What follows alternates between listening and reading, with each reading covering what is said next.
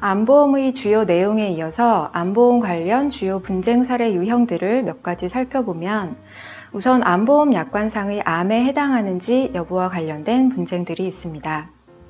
암보험 약관에서는 암에 해당하는 악성 신생물의 종류와 분류 번호를 명시적으로 열거를 하고 있고 원칙적으로 암의 진단 확정은 조직검사 등과 같은 병리학적 검사를 통해서 받도록 정하고 있습니다.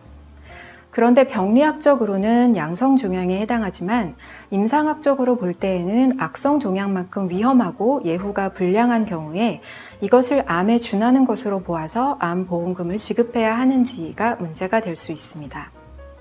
양성 종양은 그렇게 심각하지 않은 것이 대부분이지만 예외적으로 뇌나 심장 같은 부위에 발생한 경우에는 위험하거나 예후가 불량할 수도 있는데요.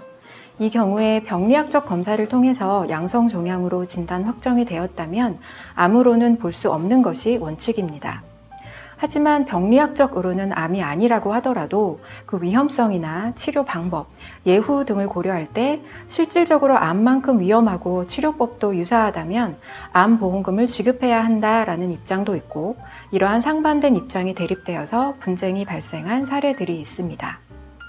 다음으로 보험약관상의 암의 진단 확정에 해당하는지 여부도 문제가 될 수 있습니다.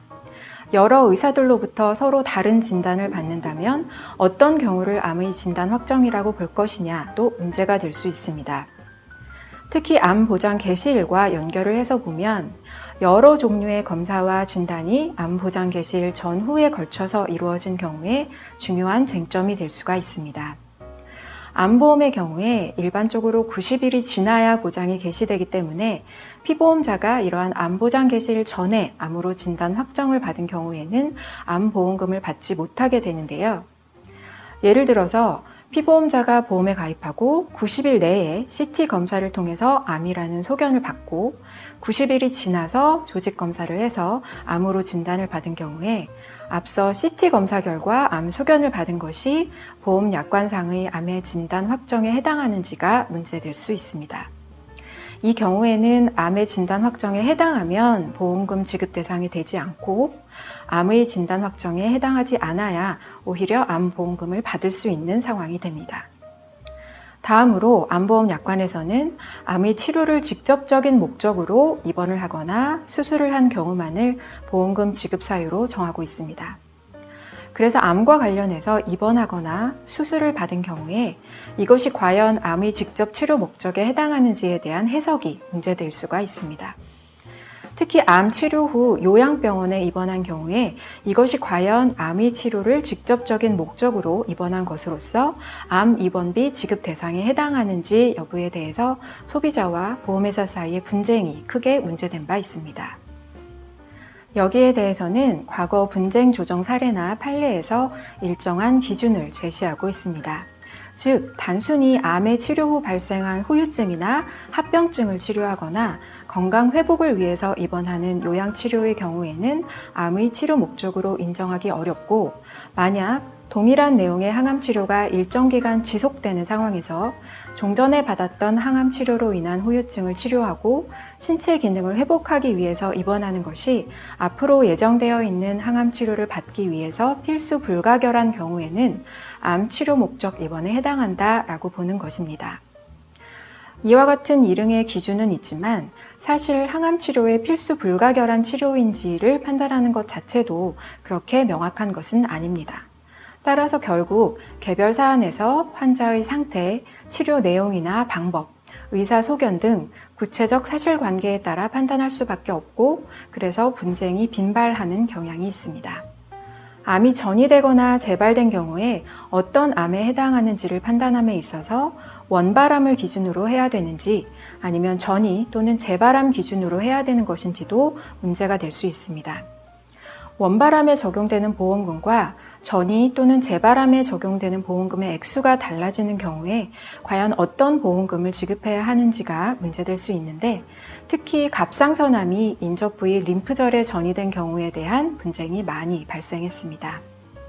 그 외에도 암 보장 개시 전에 발병된 암에 의해서 전이 된 암이 암 보장 개시 후에 진단 확정된 경우에 암 보험금 지급 대상에 해당하는지도 쟁점이 될 수 있습니다. 또한 의료 수준의 변화 등에 따라서 암보험 계약을 체결한 시점과 암으로 진단을 받은 시점 사이에 한국표준질병사인분류가 개정이 되어서 암 진단 기준에 변경이 생긴 경우에 어느 시점의 기준에 따라 암 해당 여부를 판단해야 하는지도 쟁점이 될 수 있습니다. 그리고 암과 경계성 종양 또는 제자리 암의 구분과 관련된 분쟁들도 많이 발생했습니다. 암이 아니라 경계성 종양이나 제자리 암에 해당한다고 하면 받을 수 있는 보험 금액이 달라지기 때문에 많이 문제가 되고 있는데요. 특히 대장 전막내암, 직장 유암종, 비침습 방광암과 관련된 분쟁들이 많이 발생했습니다.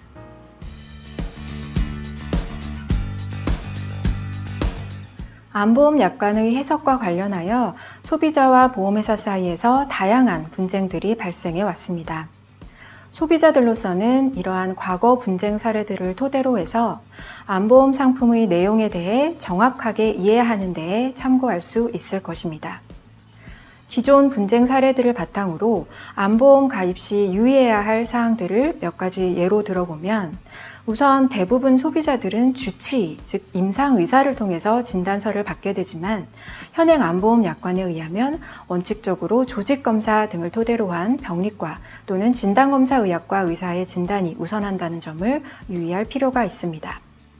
그리고 암으로 진단 확정을 받은 시점에 따라서 보험 금액이 달라질 수 있다는 점, 일반적으로 암보험에 가입하고 90일 안에 암으로 진단받는 경우에는 암보험금을 지급받을 수 없다는 점도 유의를 해야 할 것입니다.